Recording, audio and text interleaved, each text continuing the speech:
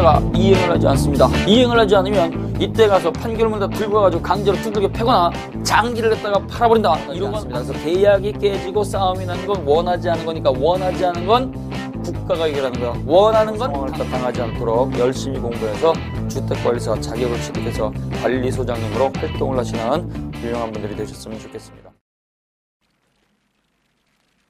안녕하십니까. 민법 시간입니다. 지난 시간에 이어서 우리가 목적의 사회적 타당성을 볼 차례입니다. 우리가요, 당사자 사이에서 법률행위가 저질러지고 그 법률행위가 유효가 확정되기 위해서는 반드시 유효 요건을 갖춰야 된다고 그랬습니다. 그 유효 요건은요, 공통 요건으로서 당사자는 능력을 갖고 있어서 권리 능력, 의사 능력, 행위 능력이 있었을 것.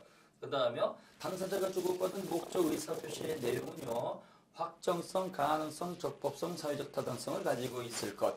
그 다음에 의사와 표시가 일치하고 하자가 없을 것. 이러한 공통 요건을 가지고 있는데요. 우리가 당사자는요, 이미 권리 능력, 의사 능력, 행위 능력에서 살펴봤고요. 그 다음에 확정성, 가능성, 적법성, 사회적 타당성, 네 가지 화가적사를 공부하고 있습니다. 자, 그래서 네 번째 목적의 사회적 타당성인데요. 목적의 사회적 타당성이라고 하는 것은요, 도덕적 가치를 위반하지 말라고 하는 거예요. 그래서 우리가 이 도덕적 가치라고 하는 것은요, 구태여 법에다가 넣어놓지 않아도 사람들이 100% 1000원이 다 지키는 거죠. 1000원이 다 지키는 것은요, 법에다가 넣어놓을 필요가 없다는 얘기예요. 근데요, 법에다가 넣어놓지 않다 보니까 이런 인간들이 나온다 그랬습니다. 내가 그것을 갖다가 저지르고 말 거야 그랬을 때, 야, 그건 안 돼. 사회구성원들이 허용하지 않아. 이렇게 얘기를 했을 때요, 아니야, 나는 그걸 갖다가 저지를 거야. 그렇다고 하더라도, 내가 욕먹는다고 하더라도 법을 위반하는 건 아니야. 이런 놈들이 나오는 걸 갖다가 방지하기 위해서 우리는 목적의 사회적 타당성을 규정을 해놓은 겁니다. 자, 그래서 목적의 사회적 타당성은요, 선량한 풍속 기타 사회질서를 위반하는 행위는 무효로 한다. 103조에서 규정하고 있어요. 선량한 풍속 사회질서 위반 행위는요, 불법을 말하는 거예요. 불법을 저질러서 풍속을 갖다가 무너뜨리고 질서를 무너뜨리게 되면 그 행위는 무효가 되는 것이고, 이때의 무효는요, 절대적 무효이기 때문에 선의 제3자를 보호하지 않습니다. 따라서 반사회 질서의 무효는 선의 제3자에게도 대항할 수 있다. 꼭 기억을 하셔야 돼요. 자, 그래서 목적의 사회적 타당성입니다.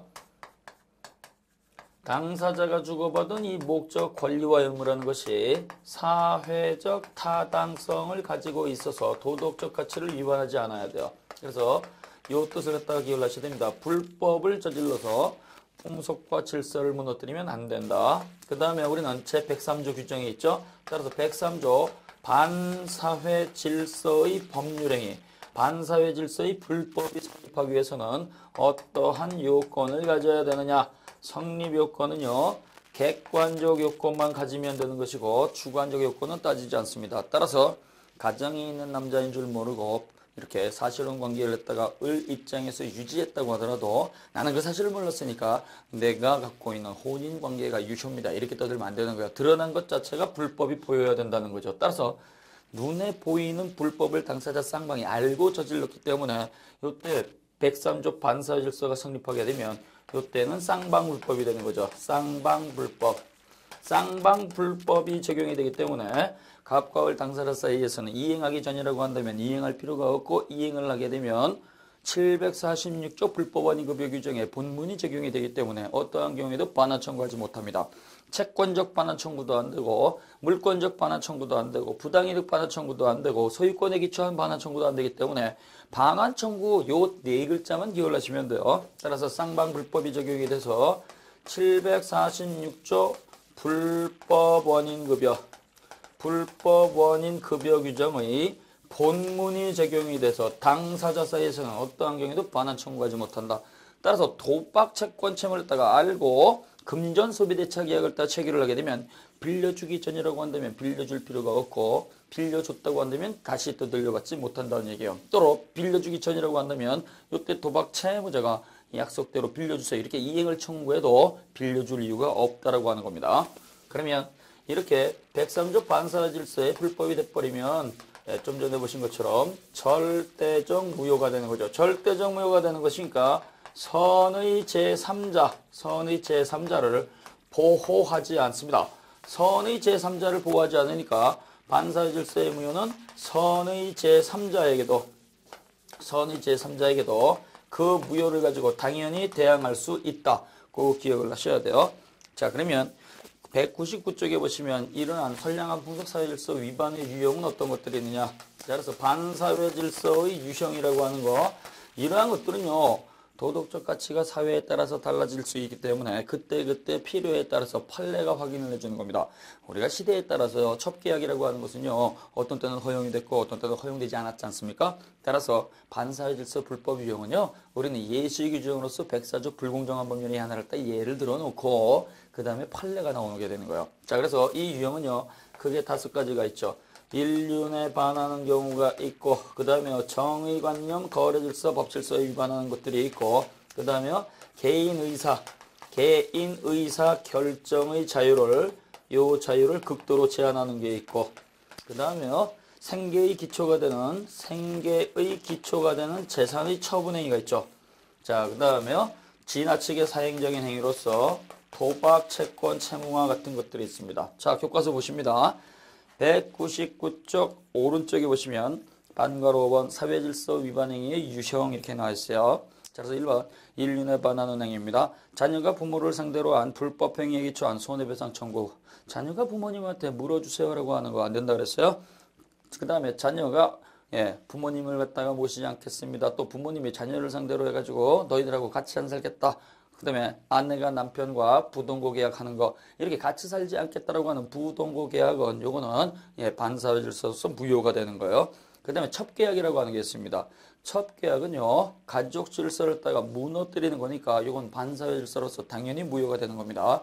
본처의 동의를 받았든 안 받았든 따지지 말고 동의 여부를 불문하고 첩계약은 언제나 무효이다.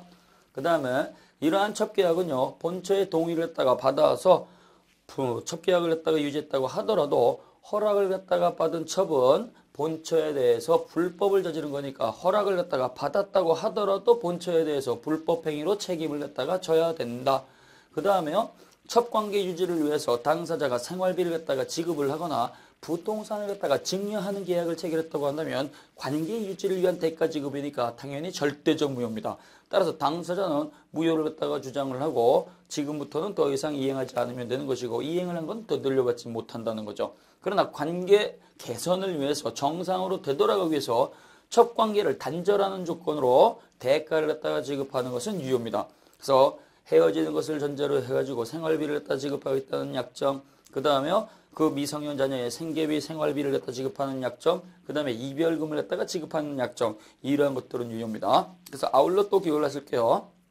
헤어지면 되돌려받는 조건으로 하는 증여계약, 즉 첩관계 단절을 해제 조건으로 하는 증여계약은 조건만 무효가 되는 것이 아니고 전부 무효입니다.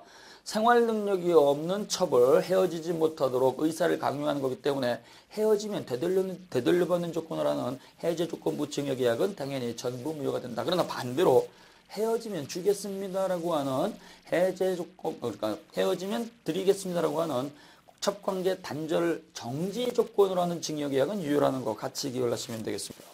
자, 그 다음 페이지에 보시게 되면요. 정의관념에 반하는 게 있어요. 정의라고 하는 것은 거래질서, 법질서를 따가 말하는 거예요. 자, 그래서 거기 보시면 범죄 기타 부정행위를 권하거나 또 이에 가담하는 계약은 당연히 절대적 무효입니다. 돈 줄 테니까 훔쳐와, 돈 줄 테니까 파묻어줘. 이렇게 대가를 갖다 지급하고 범죄를 갖다 권하는 것은 당연히 사회질서 위반, 불법으로서 전부 무효가 돼버립니다. 또 대가를 갖다가 지급하면 범죄를 저지르지 않겠습니다. 그래서 범죄를 저지르지 않을 조건으로 대가를 지급하는 것도 이것도 반사회질서 무효가 되는 겁니다. 자, 그래서 대가를 갖다가 지급하면 범죄를 저지르지 않겠습니다라고 하는 표현은요, 돈 주면 너를 안 찌를게라고 하는 이런 의미가 되는 거죠. 따라서 범죄와 관련해서 대가를 지급하는 것도 무효, 범죄와 관련해서 대가를 지급하지 않는 것도 무효가 되는 거예요. 전부 다 무효입니다. 자, 그 다음에요. 자, 공개 경쟁 입찰에서 미리 응찰자에게 낙찰되도록 부정한 약속을 하는 담합행위는 반사회질서 불법으로서 무효가 되는 겁니다. 공개 경쟁 입찰이라고 하는 것은요, 선택권자의 선택을 갖다가 보호하는 거죠. 근데요, 이번에는 너희를 밀어줄 테니까 너희가 써낸 금액을 갖다가 우리한테 알려주면 우리는 너네보다 무조건 더 훨씬 더 많이 써서 낼게. 이렇게 하게 되면요, 그 선택하는 사람이 그렇게 담합이 있는 줄 모르고 선택을 하게 되면 자기가 원하는 그 대금에 의해서 공사라든가 사업을 진행할 수 없게 돼버립니다. 그래서 담합 입찰은 반사질서로서 무효가 된다. 그 다음에 이중매매가 나오죠. 이 이중매매는요, 이거는 굉장히 중요한 부분입니다. 그래서 이 이중매매는요, 부동산을 갖다가 한 번 팔고 두 번 파는 거죠. 그래서 이 이중매매는 원칙이 유효라는 걸 기억을 하셔야 돼요. 자, 그래서 우리가 이중매매는 언제나 반사회 질서로서 무효이다 이렇게 하면 안 되고요. 이중매매라고 하는 것은요, 적극가담 행위가 있을 때에만 예외적으로 무효가 되는 거예요. 자, 이중매매 정리합니다. 부동산이라고 하는 물건이 있고 이것을 갖다가 한 번 팔고 두 번 파는 이중매매가 저질러지게 되는데요. 자, 갑이라고 하는 사람이 부동산 가지고 있습니다. 을이라고 하는 요 사람하고 매매 계약을 체결을 해가지고 을과 먼저 계약이 이루어졌어요. 대금 지급했습니다. 대금을 갖다가 지급하면 등기를 갖다 넘겨줘야 되는데 등기를 넘겨주지 않습니다. 우리가요, 부동산 매매 계약에 있어서는요, 매수인이 매도인에게 대금 지급을 완료했다는 사정만 가지고는 소유권을 취득하지 않습니다. 이 을이라고 한 요 매수인이 소유권을 다 취득하기 위해서는 반드시 등기를 갖고 와야 됩니다. 근데 등기를 갖고 오지 않으면 소유권 넘겨주세요로 하는 채권자에 불과한 것이지 소유자, 물권자가 아니에요. 따라서 매도인이 등기를 갖고 있는 상태에서는 소유자이기 때문에 여전히 처분할 수 있는 거죠. 따라서 이때 갑이라고 하는 매도인이 병이라고 하는 제2 매수인한테 두 번째 산 제2 매수인한테 매매를 통해서 등기를 갖다가 이전해 주는 거죠. 그래서 이러한 경우는 등기를 갖고 있으니까 매도인은 여전히 소유자, 소유자니까 사용수익 처분 다 할 수 있고 따라서 이중매매는요, 한 번 팔고 두 번 파는 것인데 금지 규정이 없고 또 매도인이 등기를 갖다 넘겨주기 전에 소유자니까 제2매매행위는 원칙적으로 유효입니다. 그러면 이 부동산 이중매매가 예외적으로 무효가 되는 것은 어떠한 경우냐? 제2매수인이 매도인 갑의 배임행위에 배임행위라고 하는 것은 임무를 갖다가 배신하는 행위죠. 따라서 제1매수인한테 대금을 갖다가 받았으니까 등기를 이전할 의무가 있는데 그 의무를 갖다가 배신을 갖다가 할 수 있도록 적극가담행위가 있어야 돼요. 적극가담행위. 이 적극가담행위가 있어야지만 반사질서 무효가 되는 것이고 그때는 요 을이라고 하는 제1매수인은 돈으로 물어내 청구할 수 있는 경우가 있고 그 다음에 갑을 대위해서 병이름으로 된 등기를 대위 말소 청구할 수가 있습니다. 자, 그래서 부동산 이중매매는 원칙적으로 유효이기 때문에 제2매수인 병은 몰랐든 알았든 따지지 않고 선악을 불문하고 등기를 갖다가 갖췄다고 한다면 소유권을 취득하는 겁니다. 소유자죠. 자, 그러나 예외적으로 부동산 이중매매가 무효가 되는 경우 예외적으로 무효가 되는 것은 제2매수인 병이 매도인과 매도해서 적극가담행위를 저질러야 됩니다. 그래서 제2매수인의 적극가담행위가 존재해야 된다. 적극가담행위. 자, 이러한 경우에 적극가담행위가 돼서 무효가 됐을 때는요, 을이라고 하는 제1매수인은 매도인 갑을 갖다가 상대로 해서 물어내 손해배상을 청구할 수도 있고요. 또 제1매수인 을은 제2매수인 병을 상대로 해가지고 물어내 손해배상을 청구할 수가 있습니다. 이때 손해배상을 청구하게 되면은요, 갑 매도인에게는요, 채무 불이행을 이유로 청구할 수도 있고, 계약을 갖다가 깨버렸으니까죠. 자, 채무 불이행을 이유로 청구할 수도 있고, 불법 행위를 이유로 청구하는 것도 상관이 없습니다. 둘 중에 하나를 선택해서 청구할 수 있겠죠. 그 다음에 을이라고 하는 제1매수인은 제2매수인 병에게 물어내 당연히 청구할 수 있습니다. 병도 불법을 저지른 자죠. 그러나 이때는요, 을과 병 사이에서는 매매 계약서는 존재하지 않으니까 채무 불이행을 이유로 청구하는 것은 허용되지가 않고 불법 행위를 이유로 물어내 청구할 수가 있습니다. 그 다음에 이러한 경우에 제1매수인 을은 이렇게 돈으로 받는 것이 가능한데요. 돈 말고 물건 자체를 갖다가 찾아오는 과정도 중요하죠. 자, 그래서 여기 보시게 되면 물건을 찾아오는 과정인데요. 자, 을이라고 하는 제1매수인은 매도인 갑에게 분명히 대금 지급을 끝냈습니다. 돈 다 줬어요. 돈 다 줬으니까 이때는 약속대로 등기 내놓으라고 하는 권리를 주장할 수 있잖아요. 따라서 이때는 소유권 이전 등기 청구권, 요 등기 청구권을 행사할 수 있느냐 이거죠. 병이라고 하는 사람한테, 즉 제2매수인한테 매도인 갑이 돈 받고 등기를 갖다가 이전해 주게 되면 병이 소유자가 되는 거죠. 따라서 등기를 병이 가져갔으니까 을은 갑에 대해서 소유권 이전 등기 달라고 백날 떠들어봐야 그 등기를 갖다 받는 것은 불가능합니다. 따라서 갑에 대해서 소유권 이전 등기 청구권을 갖다가 행사할 수가 없다. 왜? 병이 등기 가져갔으니까. 그럼 이때 이 을은 병 제2 매수인을 찾아가서 그것은 내 거니까 내 거니까 되돌려줘. 소유권에 기초한 반환 청구할 수 있느냐? 소유권에 기초한 물권적 반환 청구권 요거 행사할 수 없습니다. 소유권에 기한 물권적 반환 청구 요거 주장할 수가 없다. 왜? 제1 매수인은요 매도인 가격에 돈만 다 줬지 등기를 다 가져온 적이 없어요. 등기를 가져온 적이 없으니까 소유권 취득한 적이 없죠. 따라서 내 거니까 되돌려줘라고 하는 이 말을 할 수가 없습니다. 그래서 을은 부동산 이중 매매가 완성이 돼서 병이라고 하는 제2 매수인한테 등기가 이전이 돼버리면 갑을 상대로 해서 등기 청구도 못하는 것이고 그 다음에 병을 상대로 해서 등기 청구도 못한다는 얘기예요. 자 이렇게 을이 돌아다니는데 갑과 병 사이에서 누군가가 뉘우쳤습니다. 야 우리가 나쁜 일을 다 저질렀으니까 우리가 되돌려주자. 그러면 이때 갑과 병 사이에서 이렇게 되돌려달라고 하는 거 반환 청구할 수 있느냐. 이때는 둘 다 나쁜 놈이기 때문에 쌍방 불법 원인 급여가 적용이 되죠. 둘 다 나쁜 놈이니까 법원의 판사는요. 갑의 반환 청구도 받아주지 않고 병의 반환 청구도 받아주지 않습니다. 따라서 요 746조 불법 원인 급여 규정에 본문이 적용되기 때문에 갑과 병은 서로 반환 청구하지 못한다. 따라서 이상한 결론이 돼버렸죠. 을은 갑에게 가서 받을 수도 없고 병에게 가서 받을 수도 없고 그 다음에 갑과 병 사이에서는 서로 되돌려 달라고 하는 것도 못하니까 따라서 우리 판례는요 이상한 결론을 내린 거예요. 갑이라고 하는 매도인이 제2 매수인 병에게요. 병, 니께 아니고 을에게 갈 거야. 을에게 갈 거니까 그거 다시 되돌려줘. 이 말을 갑이 해야 되는데요. 갑이 불법을 저질러서 그걸 못하죠. 못하니까 누가 하느냐? 갑에 대해서 권리를 갖고 있는 제1 매수인 을이 대신하는 거예요. 따라서 을은 갑을 대위해서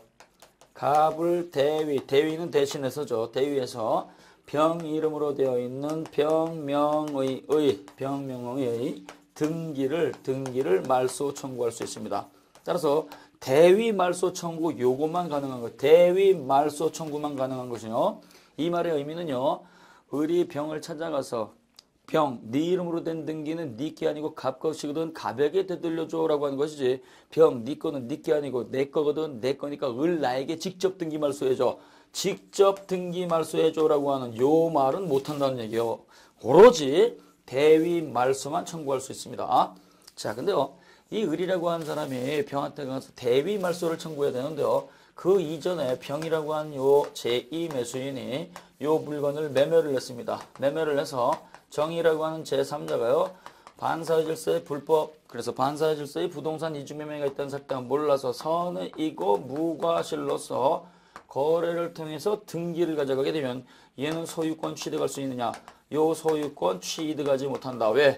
반사회 질서의 불법은 절대적 무효니까 선의 무과실인 제3자를 보호하지 않습니다. 보호하지 않으니까 정이라고 하는 전득자 선의 무과실이라고 하더라도 소유권 취득하지 못한다. 그 다음에요. 이러한 부동산 이중매매 이론은요. 다른 데도 확대 적용이 됩니다. 매매와 매매 사이에서만 적용되는 것이 아니고 요 갑이라고 하는 사람이 요 사람한테 시효 취득이 완성된 것, 취득시효가 완성된 것을 갖다가 이전 해줘야 되는데도 불구하고 적극 가담위로 빼돌리게 되면 그것도 역시 반사회 질서로서 무효되는 거예요. 따라서 부동산 이중매매 이론은요. 매매와 매매 사이에서만 적용되는 것이 아니고 확대 적용된다. 그것이 바로 201조 박스 4번에 나와 있는 겁니다. 그래서 반사회 질서의 부동산 이중매매 이론의 확대 적용. 자, 1번에 보세요. 그래서 제1의 행위 먼저 한 행위, 제2의 행위 나중에 한 행위 모두 매매 2회 1대에도 적용이 됩니다. 따라서 부동산 명의수탁자는요. 이름을 빌려주고 물건 보관하는 사람이죠.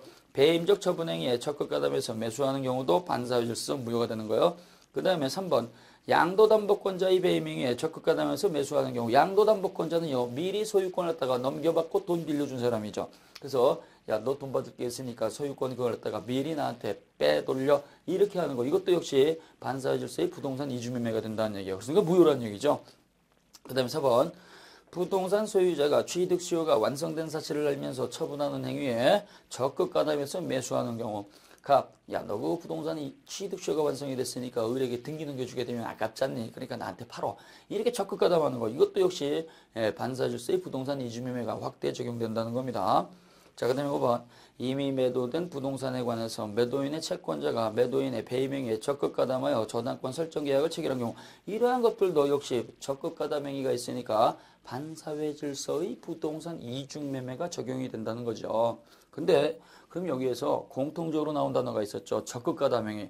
이 적극가담행위가 과연 뭐냐 이거죠. 이 적극가담행위는요. 제2매수인이 제1매수인을이 먼저 샀다는 사실을 단순히 안 것만 가지고는 요거는 적극가담행위라고 보지 않습니다. 자, 그래서 이런 경우가 있죠.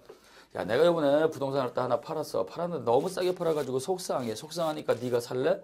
이때 병이 안 돼. 그걸 네가 의리게 팔고 돈 받은 거 내가 알고 있는데 내가 어떻게 또 그걸 살 수 있냐. 나 그거 못해. 걱정하지 마. 내가 모든 걸 책임질게 라고 하는 경우. 그러면 요때 요 병이라고 하는 제2매수인은요. 이미 을이라고 하는 제1매수인이 먼저 샀다는 요 사실을 갖다가 단순히 알 수 있어요? 없어요? 알 수 있죠. 그랬더니 요 갑의 말을 갖다가 듣고 알았어. 그러면 네가 모든 걸 책임져야 된다. 나는 너를 믿고 그럼 살게. 그럼 이때는요 이미 알고 사는 거죠. 알고 샀다고 하더라도 적극가담행위는 매도인이 저지른 것이지 병이라고 하는 제2매수인이 저지른 게 아닙니다. 그래서 적극가담행위는요 먼저 매매가 이루어졌거나 먼저 다른 법률행위에 의해서 가져갈 사람이 있다는 걸 알고도 요 매도인이 배신할 수 있도록 적극적으로 꼬드기고 그 다음에 계약서를 다 작성을 하고 중도금 이상 지급이 돼야지만 문제가 되는 것이지 여기에서도 계약금만 지불했을 때에는 반사질서의 이 부동산 이중매매는 전혀 문제될 필요가 없어요. 우리가 계약금만 지불한 상태에서는 해약금으로 추정이 되기 때문에 이놈이 뉘우쳐가지고 2배를 갖다가 물어줄 수도 있고 이놈이 뉘우치고선 그 계약금을 갖다가 포기하는 경우도 있기 때문에 계약금만 지불한 상태에서는 반사질서의 부동산 이중매매는 적용될 여지가 없습니다. 또 여기도 마찬가지요. 이 갑과 을 사이에서 제1매수인이 계약금만 지불한 상태에서도 역시 반사질서의 부동산 이중매매는 당연히 적용될 여지가 없는 거죠. 자, 그래서 적극가담행위는요. 단순히 먼저 매매가 이루어졌다는 사실을 안 것만 가지고는 적극가담행위가 될 수가 없다. 꼭 기억하셔야 돼요. 자, 그래서 정의관념과 관련된 걸 갖다가 살펴봤습니다. 그 다음에 202쪽에 보시면은요, 개인의 자유를 극도로 제한하는 행위가 있습니다. 개인의 자유를 갖다가 극도로 제한하는 행위는 뭐냐면, 개인 의사결정의 자유를 갖다가 박탈하는 경우예요. 그래서 의사 성립 과정에서 단순히 강박이 있었던 것이 아니고 의사결정의 자유를 갖다가 완전히 박탈시켰을 때 이러한 것들이 반사질서의 무효가 되는 거죠. 자, 특정인의 종교를 개종하기로 하는 계약, 혼인하면 퇴사하기로 하는 근로계약, 자, 혼인하면 퇴사하는 거 이러한 것들을 갖다가 지금도 저지르는 경우가 있죠. 금복주 같은 경우 이러한 것들은 당연히 반사질서의 불법 무효가 되는 겁니다. 그 다음에 인신을 매매한다. 그 다음에 매춘과 관련된 계약이라든가 평생 혼인하지 않기로 하는 독신약관 같은 거 이거 전부 다 무효입니다.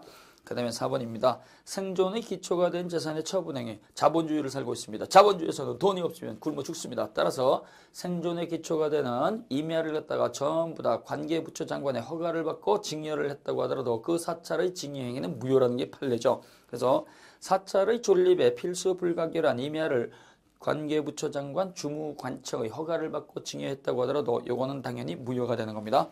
그 다음에 장래에 취득할 전 재산을 갖다 양도하겠습니다.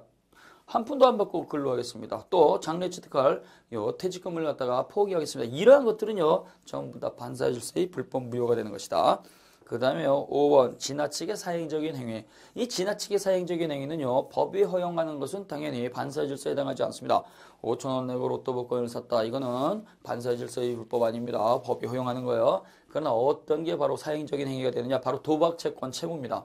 따라서 도박이라는 사실을 갖다가 알고도 당사자가 도박, 채권, 채무 계약을 갖다가 체결을 하게 되면 즉 도박판에서 만났다. 도박판에서 만나가지고 그 돈을 갖다가 빌려주는 계약을 체결하게 되면 그 계약은 쌍방불법 이행하기 전이라고 한다면 빌려줄 필요가 없고 빌려주게 되면 다시 되돌려받을 수가 없다. 채무자는 안 갚아도 되는데 도박 채무자가 변제를 했다 그러면 그때도 역시 반환 청구하지 못한다. 자, 그래서요. 갑이라고 하는 도박 채무자가 있고 을이라고 하는 도박 채권자가 있습니다. 그래서 도박을 전제로 해서 도박이라는 사실을 따가 알고 이렇게 돈을 갖다가 빌려주기로 약속을 했을 때 도박 채권자하고 도박 채무자가 존재할 수가 있어요. 따라서 쌍방불법이니까 이행하기 전이라고 한다면 당연히 이행할 필요가 없어요. 따라서 계약을 체결했다고 하더라도 불법 무효인 거니까 빌려줄 필요가 없고 변제를 했다고 한다면 되돌려받을 필요가 없죠. 되돌려받을 수가 없어요. 근데요. 이러한 경우에 도박 채권자가 도박 채무를 담보하기 위해서 금전소비대차계약서 차용증을 갖다가 받았다고 한다면 이 차용증은 당연히 무효입니다. 무효니까 법원에 가서 강제 이행을 청구할 수가 없어요. 판사님, 내가 저놈한테 돈을 갖다 빌려주고 차용증 하나 갖고 있는데 그 차용증 저놈이 돈 안 갚으니까 차용증에 근거해서 강제이행하겠습니다. 요거 무효니까 차용증은 강제이행 청구할 수가 없어요. 따라서 법원에 가서 강제이행을 전제로 한 소송을 갖다가 제기할 수가 없다. 그 다음에 이때 도박 채무자 부동산에다가 저당권 설정하는 거죠. 도박 채무자의 부동산에다가 요 부동산에다가 저당권 설정하는 행위. 이 저당권 설정도 이것도 무효입니다. 그래서 네가 돈을 갖다 갚지 못하면 그 돈 대신 나는 그 부동산에다가 저당권 설정할까? 저당권 설정해줘. 이 저당권 설정 자체는요, 요거는 무효죠. 무효니까 어떻게 돼요? 그 저당권 등기 말소를 도박 채무자가 청구할 수 있다는 거 꼭 기억하셔야 돼요. 여기서는 쌍방불법 이걸 갖다가 써먹냐? 그게 아니고 이 저당권이라고 하는 것은 종된 권리니까 그 원인된 채무가 무효가 되면 저당권은 등기 말소할 필요가 없이 무효가 돼버리는 겁니다. 따라서 이때 저당권 설정은 효력이 없으니까 오히려 도박 채무자가 도박 채권자에게 당신이 내 부동산에 대해서 갖고 있는 저당권 등기 말소해 주세요. 저당권 등기 말소를 청구할 수 있다는 거 꼭 기억하셔야 돼요. 자, 그 다음에요. 이러한 경우에 도박 채무를 담보하기 위해서 도박 채권자가요, 대리권을 갖다가 받기로 하는 약정이 있어요. 대리권 수요 약정이죠. 그래서 대리권을 갖다가 주기로 하는 대리권 수여 약정이라고 하는 게 있는데요. 요 약정은 무효죠. 무효인 약정이고, 무효인 약정이니까 대리권 주기 전이라고 한다면 대리권을 줄 필요가 없고, 대리권을 주게 되면 그때는 대리권 내놓으세요, 이 말을 못하죠. 따라서 도박 채무자 갑의 부동산에 대해서 이때 대리권을 갖다 줄 수 있는 매매 대리권을 갖다가 수여하기 위한 매매 대리권 수여 약정은 무효입니다. 따라서 이을 도박 채권자한테 대리권을 주기 전이라고 한다면 도박을 원인으로 한 거니까 그 대리권은 못 주겠습니다라고 거부해버리면 되는 거예요. 안 주면 되는데 요걸 대리권을 줘버렸어요. 대리권을 다 줘버리게 되면 그 수권행위, 요 수권행위는 다시 되돌려달라고 할 수가 없죠. 따라서 수권행위는 유효가 됩니다. 유효가 되니까 요때 요 도박 채권자는요, 대리권이 있는 자죠. 대리권이 있는 자니까 요 도박 채무자 갑의 이름으로 부동산을 상대방 병과 매매 계약을 다 체결 해서 요 대리행위로서 매매가 이루어졌다고 한다면 요 상대방은 계약 체결 당시 그 사실을 몰랐다고 한다면 이때 병은 불법을 갖다가 드러내놓고 저지른 자가 아니죠. 따라서 이때 요 상대방이 계약금을 갖다가 주었을 때 계약 체결 당시에 반사회 질서의 불법을 갖다가 알지 못했다고 한다면 그 이후에 중간에 알고 돈 다 지급했을 때 등기 내놔라고 청구하는 것은 이거는 반사회 질서의 불법이 아니고 정당한 권리 행사가 되는 거예요. 정당한 권리 행사. 자, 그래서 이게 가장 많이 시험 문제 나오는데요. 자, 도박 채무자가 도박 채권자한테 대리권을 갖다 주기로 하는 대리권 수여 약정은 반사회 질서니까 이러한 약정은 당연히 무효입니다. 또 대물변제 약정도 당연히 무효입니다. 돈을 못 갚았을 때 그 물건으로서 대신 갚겠습니다라고 하는 대물변제 약정도 도박을 갖다가 이유로 한 거니까 당연히 무효예요. 무효니까 이행하기 전이라고 한다면 대리권 줄 필요도 없고 그 다음에 소유권 등기 넘겨줄 필요도 없어요. 근데 대리권을 줬죠. 대리권을 줬다는 얘기는 이행을 했다는 얘기죠. 이행을 하게 되면 그때는 다시 되돌려받지 못한다는 얘기죠. 되돌려받지 못하니까 얘는 대리권이 있죠. 대리권이 있으니까 본인의 이름으로 처분한 요 매매행위는 유효. 또 상대방 매수인이 계약 체결 당시에 반사회 질서의 불법이라는 사실다가 몰랐다, 중간에 알았다고 하더라도 이때에는 반사회 질서의 불법을 알고 저지른 자가 아니죠. 불법이 드러난 게 아니기 때문에 내가 계약 체결 당시에 몰랐고 중간에 알았다고 하더라도 돈 받으니까 등기내놔 등기 청구하는 거 이거는 유효라는 거 꼭 기억을 하셔야 돼요. 그러면 이때 본인 갑의 이름으로 처분이 됐다고 하더라도 이때는요, 그 매매 대금을 갖다가 도박 채무자가 다 가져가는 게 아니고 그 도박 채무자가 법이 허용하는 범위 내에서 가져가고 남는 부분은 당연히 되돌려 줘야 되는 겁니다. 자, 그래서 인륜에 반하는 경우가 있었고요. 정의관념에 반하는 게 있었고요. 그 다음에요, 개인 의사결정의 자유를 갖다가 박탈하는 경우가 있었고요. 그 다음에요, 개인 생계의 기초가 되는 전자산의 처분행위가 있었고, 그 다음에 도박채권 채무가 있었습니다. 이 내용들은 정확하게 정리 잘 하셔야 돼요. 그 다음에 또 중요한 게 뭐냐, 이게 바로 103조 관련 판례가 되는 거죠. 자, 그래서 오른쪽 203쪽에 보시게 되면 판례부입니다. 앞에서 다 공부했던 것이 그래가 이런 것들은 선생님들이 눈으로 잘 확인해 놓으시면 되는 거예요. 자, 1번 소송에서 허위의 증언이 아닌 진실대로 증언해 줄 것을 조건으로 급부를 약정한 경우 가르쳐 놓으세요. 있는 그대로 얘기해 달라고 하는 거죠. 있는 그대로 얘기하는 거 진실된 증언을 하는 것은요, 요거는 당연히 해야 할 겁니다. 근데요, 진실된 증언을 갖다가 하면서 진실된 증언을 조건으로 대가를 갖다가 받는 것은요, 전부 무효가 아니고 사회적 타당성을 딱 결해서 사회 구성원들이 받아들일 수 있는 한계를 벗어났을 때만 무효가 되는 겁니다. 따라서 여기서 정리하시는데요. 진실된 증언을 조건으로 대가를 받는 것은 언제나 무효이다 그러면 안 됩니다. 구성원들이 받아들일 수 있는 한계를 벗어났을 때는 무효가 되고 구성원들이 받아들일 수 있는 한계를 벗어나지 않았을 때는 진실된 증언을 조건으로 한 대가 지급은 유효가 되는 거예요. 우리가 증인이 법원에 불려가는 건요. 증인 자신을 위해서 불려가는 게 아니죠. 다른 사람 송사에 휘말려서 불려가는 거니까요. 내 돈을 갖다가 쓸 필요는 없어요. 따라서 너희들 때문에 가서 증언하는 건 좋다. 있는 그대로 얘기해 줄게. 대신 여비교통비 내놔. 그 다음에 식비 내놔. 그 다음에 늦게 끝났으니까 오지 못하면 숙박비 내놔. 그 다음에 너희들 때문에 내가 하루 영업을 못했으니까 일실손해도 물어내. 이러한 것들은 당연히 청구할 수 있는 거니까 진실된 증언을 조건으로 지금 설명드린 대가를 갖다가 받겠다고 하는 것은 요거는 유효입니다. 그러나 내가 있는 그대로 얘기해서 네가 승소하게 되면 네가 받을 수 있는 승소 금액의 절반을 갖다가 떼어줘. 이렇게 얘기하는 건 안 되겠죠. 그 다음에요. 허위의 증언이라고 하는 게 있는데요. 허위의 증언은요. 이거는 전부 무효가 되는 거예요. 그래서 허위의 증언은요. 이거는 뭐 일실손해라든가 이거 다 필요 없고요. 허위의 증언은 있지도 않은 걸 갖다가 이야기하는 거니까 허위의 증언을 조건으로 대가를 갖다 지급받는 계약은 전부 무효. 그 다음에 2번입니다. 전통사찰의 주지직을 거액의 금품을 대가로 양도하기로 약정 가르쳐 놓으시고 주지직 파세요. 팔게. 이 약정은 무효입니다. 이 약정은 무효이기 때문에 이행하기 전이라고 한다면 임명할 필요가 없고 이행을 해서 임명을 해버리게 되면 그때는 임명장 되돌려받을 수가 없죠. 임명행위는 반사회질서 무효가 아니다. 그 다음에 3번.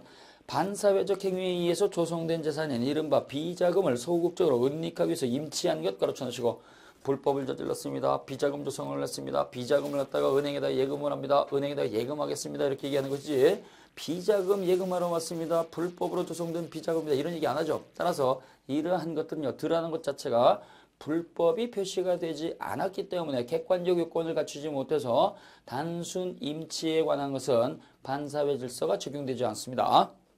그래서 103조 무효가 아니에요. 그 다음에 4번 양도소득세 세금을 덜낼 목적으로 친구 이름으로 빌렸을 때 친구 이름을 갖다가 빌려서 그 친구의 이름으로 부동산을 갖다가 거래를 했거나 그 친구의 이름으로 부동산을 갖다가 등기를 이전을 했을 때는요. 이때는 양도소득세 회피할 목적으로 친구 이름을 빌린 겁니다 라고 하는 내용이 표시가 안 되죠. 따라서 양도소득세 세금을 덜 낼 목적으로 타인의 이름으로 명의신탁한 것은 불법이 보이지 않으니까 객관적 요건을 갖추지 못해서 103조 반사회 질서가 아니다.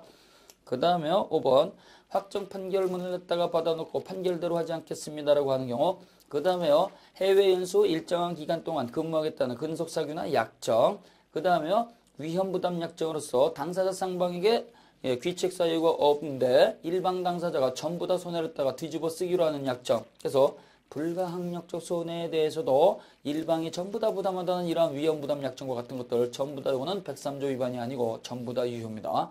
법원 판사한테 판결을 했다가 받았다고 하더라도 채무자가요 재산이 없으면 강제 집행하는 게 불가능하잖아요. 따라서 판결을 받아놓은 채권자가요 판결을 했다가 갖고 있다고 하더라도 채무자 너 지금 당장 얼마 있어? 얼마 없는데요? 그러면 그거라도 주고 없던 걸로 하자. 일부만 받는 것도 상관이 없어요. 그 다음에요 위험부담 약정으로서 쌍방 갑과 을에게 귀책 사유가 없는데도 불구하고 일방이 전부 다 물어주기라는 것 이러한 것들은 임의 규정이고 이러한 것들은요 특약이 언제나 유효입니다. 사장님이 나한테 물건을 갖다가 파셨는데 그 물건이 나한테 인도되기 전에 멸실 또는 훼손이 됐다고 한다면 사장님 도대체 어떻게 하시겠습니까? 물어봤을 때 예, 제 잘못이 아니라고 하더라도 전량 제가 책임지겠습니다. 물어드리겠습니다. 이러한 약정할 수가 있죠. 그 다음에요. 너를 갖다가 연수 보내줄 테니까 그 연수 비용은 근속하지 않으면 네가 물어내야 된다라고 하는 약정 이러한 것들은요. 회사 입장에서 연수 직원한테 투자를 했으니까 투자 경비를 갖다가 뽑을 수 있는 기간이 있어야 되겠죠. 따라서 이 세 가지는 반사회 질서의 불법 무효가 아니라는 거 꼭 기억을 하시고요. 그 다음에 6번 법률행위 내용 자체는 반사회 질서적인 것이 아니라고 하더라도 법적으로 강제하거나 법률행위의 반사회 질서적인 조건, 그 다음에 반사회 질서의 금전적 대가 이것이 결부되면 이건 당연히 전부 무효가 돼버립니다. 주된 계약은요. 갑이 을에게 1억 원 증여하겠다 이렇게 되어 있습니다. 근데 거기다 불법 조건을 붙였어요. 다른 사람을 갖다가 해코지 하면 또 다른 사람의 물건을 훔쳐오면 이렇게 불법 조건을 붙이게 되면은요 이러한 것들은 당연히 전부 무효가 되는 거죠. 103조 위반으로서 무효가 된다. 그 다음에요 7번 자 204쪽에 보시면요 7번 판례가 있습니다. 제103조의 요건을 갖추지 못하고 이 말은 뭐예요? 객관적 요건을 갖추지 못했다는 얘기예요. 눈에 보이는 불법이 없다라는 얘기죠. 단지 법률행위 성립 과정에서 불법적 방법이 사용된 데 불과한 때에는 그 불법이 의사표시의 형성에 영향을 미친 경우 자 이러한 것들은요 사기 또는 강박이 있는 거죠. 그래서 강박입니다. 의사결정 과정이라든가 의사 성립 과정이 있는데요. 그 과정은 눈에 보이지 않습니다. 따라서 너 내 말을 듣지 않으면 너를 갖다가 땅에다가 파묻어 놓을 거야. 그러나 땅에 파묻히기 싫으면 내가 원하는 대로 결정을 해라. 죽기 싫으면 알아서 해. 이렇게 했을 때는요. 죽기 싫으니까 자기가 결정을 하죠. 아이 저놈이 나한테 협박을 하는데 굉장히 무서워. 무서우니까 그 부동산을 소유권 포기하고 줘야 되겠다. 라고 증여를 결정을 하고 알아서 증여해 줄게 라고 표시를 하게 되면 이건 일치가 되죠. 근데요. 이때 협박을 당한 갑이라고 하는 사람이 을이라고 하는 저놈의 협박이 무서워서 공짜로 주는 겁니다. 사실은 내가 소유권 뺏기는 겁니다. 이걸 계약서에다 쓸 수 있느냐? 못 쓴다는 얘기예요. 그걸 쓰게 되면 더 두드려 맞잖아요. 그럼 겉으로 볼 때는 불법이 보여요? 안 보여? 겉으로 볼 때는 불법이 안 보인다는 얘기예요. 그래서 우리는 이 감추어진 의사결정 과정에 강박이 있을 때는요. 강박이 눈에 보이지 않고 객관적 요건을 갖추지 못했으니까 103조 반사회질서는 적용하지 않습니다. 따라서 협박에 의해서 협박당한 사람이 결정을 하고 표시를 했을 때에는 반사회 질서의 무효가 아니고 110조를 이유로 취소할 수 있는 법률행위가 되는 거예요. 그래서 이런 문제가 나오면 우리가 반드시 문장에서요. 성립 과정의 하자, 의사결정 과정의 하자, 과정이라는 단어가 있어야 돼요. 과정. 그래서 이 과정이라는 단어가 있을 때에는 103조 반사회 질서의 불법 무효가 아니고요. 110조 사기 또는 강박을 이유로 취소하는 거예요. 그래서 우리가 협박이 있게 되면은요. 103조 무효가 아니고 110조 강박에 의한 취소 꼭 기억을 하셔야 돼요. 그러나 이러한 경우에 이 강박이 단순한 성립 과정의 강박이 아니고요. 의사결정의 자유를 완전히 박탈시켰을 때 그래서 완전 박탈이라는 글자가 나오면 그때는 110조 취소의 문제가 아니고 103조 무효의 문제가 된다는 것도 꼭 기억을 하셔야 됩니다. 자, 그 다음에요. 8번 부척관계의 종료를 해제 조건으로 하는 증여 가르쳐 놓으시고 부척관계 첩계약이죠. 자, 이 부척관계의 종료는요. 첩관계를 종료, 즉 첩관계를 해소한다는 거죠. 그래서 첩이 헤어진다는 거예요. 헤어지게 되면 되돌려받는 조건으로 주는 거죠. 되돌려받는 거니까 해제 조건이죠. 너하고 나하고 첩관계가 있으니까 관계가 유지가 되면 부동산 줄게 이렇게 해놓고 조건을 갖다가 따라서 헤어지면 되돌려받을 거야. 그러면 이때의 첩이 경제적 능력이 없는 사람으로서 헤어지지 못하도록 의사결정의 절대가 박탈하는 거니까 부첩관계의 종료를 해제 조건으로 하는 증여계약은 전부 무효가 됩니다. 그러나 반대로 부첩관계의 종료를 정지 조건으로 하는 증여계약은 유효입니다. 헤어지면 죽게라고 하는 거죠. 이건 유효해요. 그 다음에요. 9번 부정행위를 용서받는 대가로 손해를 배상하고 아울러 가정에 충실하겠다는 서약의 취지에서 남편이 아내에게 부동산을 양도 가르쳐 놓으세요. 그래서 남편이 죽을 죄를 저질렀습니다. 죽을 죄를 갖다 저지르다가 아내한테 적발이 됐습니다.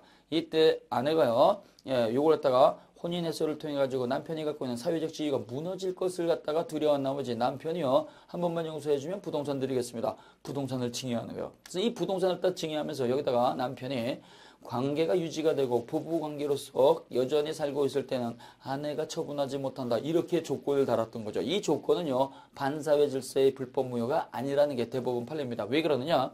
우리가요. 부부관계가 유지가 됐을 때 아내가 증여받은 재산을 처분하지 못한다는 얘기는 반대로 해석하게 되면 부부관계를 해소하고 언제든지 처분할 수 있다는 얘기죠. 따라서 이때는요. 아내는 헤어지지 않겠습니다. 약속을 했다고 하더라도 당연히 그 부동산도 받고 헤어질 수도 있으니까 아내한테 하나도 불리한 것 아닙니다. 자, 그 다음에요. 10번.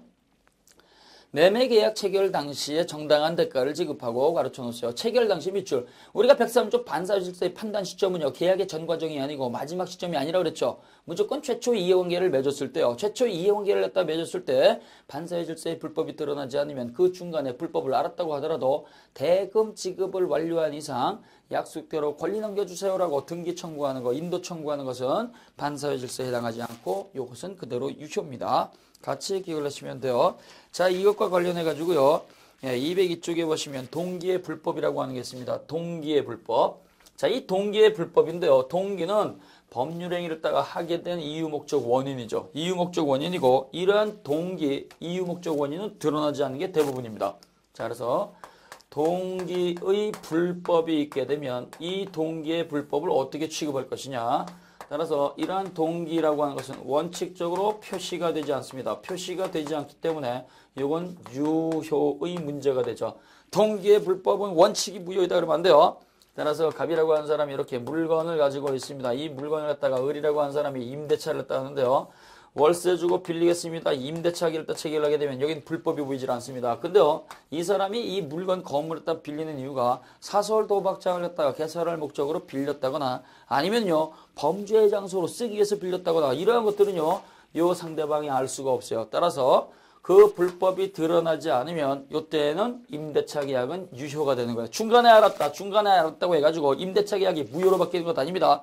중간에 알게 되면 어떻게 돼요? 원래 임대차의 목적대로 사용한 것이 아니니까 채무 불이행을 이유로 계약을 해지하고 내쫓으면 되는 것이고 당연히 기존에 사용했던 임대료하고 손해배상 다 청구할 수 있는 거예요. 그러나 예외적으로 동기의 불법이 표시가 된 경우죠.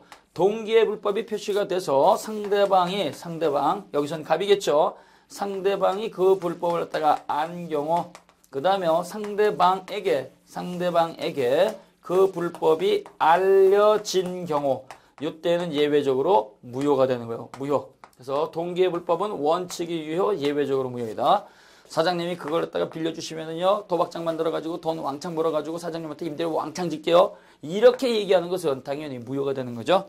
자, 그래서 우리 선생님들이 103조 반사회질서 목적의 사회적 타당성과 관련해가지고 205쪽 문제까지 정리하시고 다음 시간에는 104조 불공정한 법률에 있다가 살펴보도록 하겠습니다. 잠깐 쉬었다 가겠습니다.